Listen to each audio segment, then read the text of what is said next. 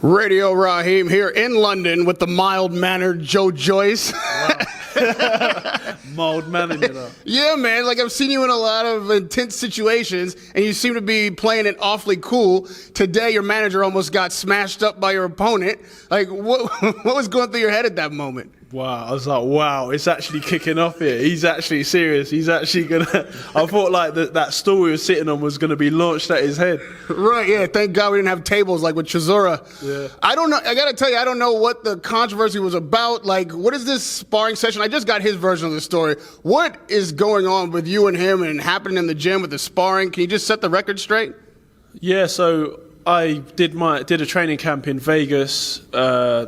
Salas was training Jorge Linares and some of his other fighters. So I headed out there, and Bermain Savone was in the gym. So we, Sam arranged sparring with him, and yeah, we did like 2 sessions. We did a Monday, we did a session on Monday sparring, and then I think the Wednesday, and then the Friday he didn't want to spar. Well, his trainer said he doesn't want to spar me anymore, and he at the time was preparing for Dominic Brazil. So I guess I would have been like an ideal sparring partner. But when I sparred him, he was a bit lethargic. He wasn't really throwing many shots, and I was just like landing shots on his head at will, like long range, like jabs and stuff like that. And did about 4 rounds, I think, each time. And so I just guess he wasn't really taking training seriously, and it showed in his fight against Wilder that he just got taken out. Because I saw like some of his sparring with his other sparring partner he had, and they weren't really realistic spars. They were just like, oh, let's just let's just like move around like for like 3 rounds or something. So that's the sparring. Sorry. And after that, we went to because it's hard as a heavyweight to get sparring. So we went.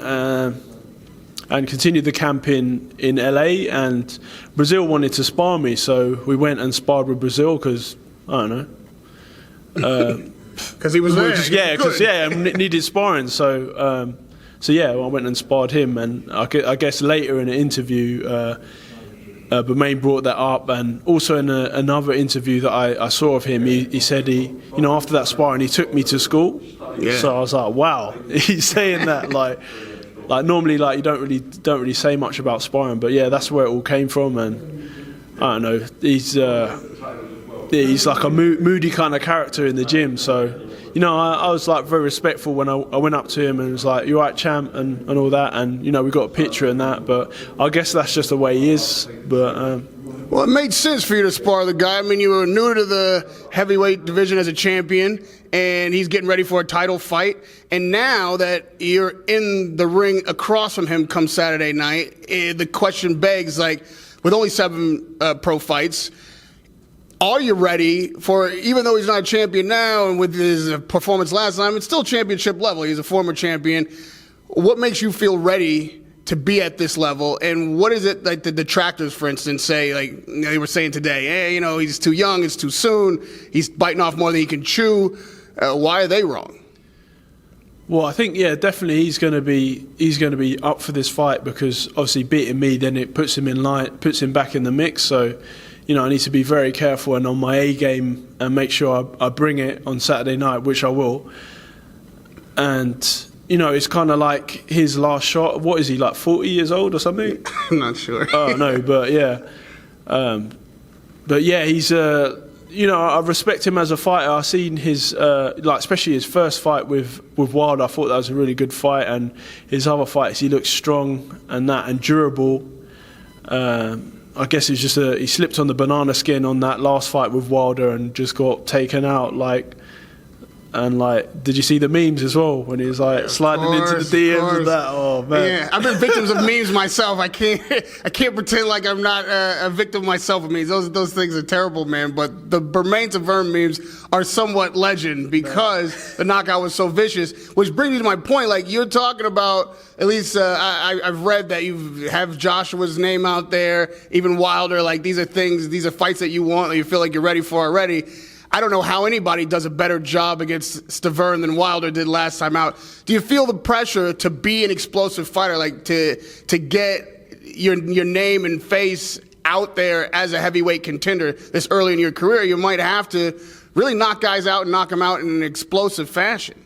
Yeah, I've no problem with that. I mean, I'm not going to go out like headhunting looking for that shot, but I think it's just going to come eventually. I mean, he's got a big old tough head, and it'll be hard work, but I'm sure I can get the job done on Saturday night, and I'm just really looking forward to it.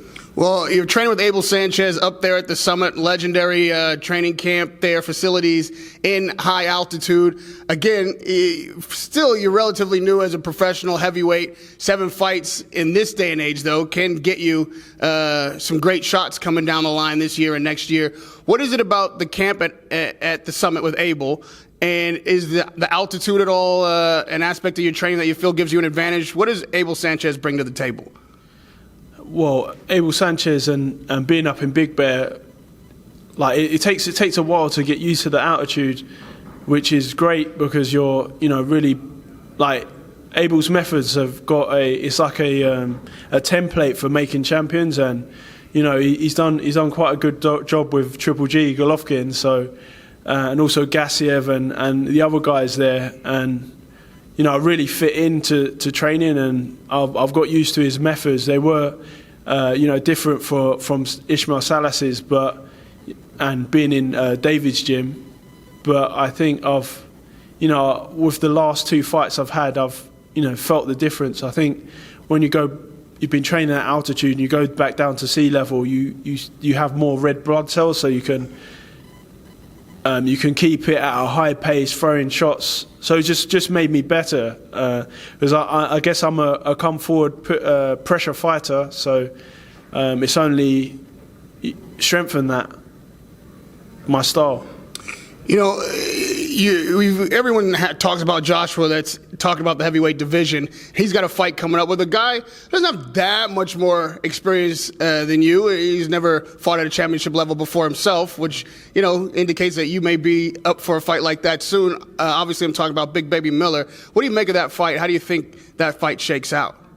Well, I in fact called out Baby Miller, but I guess he's he's a smart guy, he's a businessman, and I think, it's an ideal fight for him to get some money in the bank and that, and it's very tasty that press conference, very tasty. Like they're both great. Like, do you see him just push him and you can see it was on and what they're saying to each other about calling each other's mums and stuff like that. It's like playground shit, but I don't know if I can say that. But you can. We're on the internet. Yeah.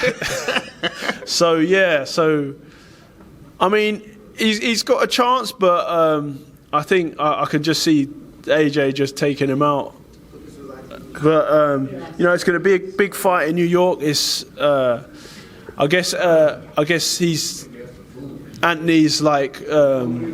doing what I'm doing, coming over to the States, and it's his American debut, and it's got people talking.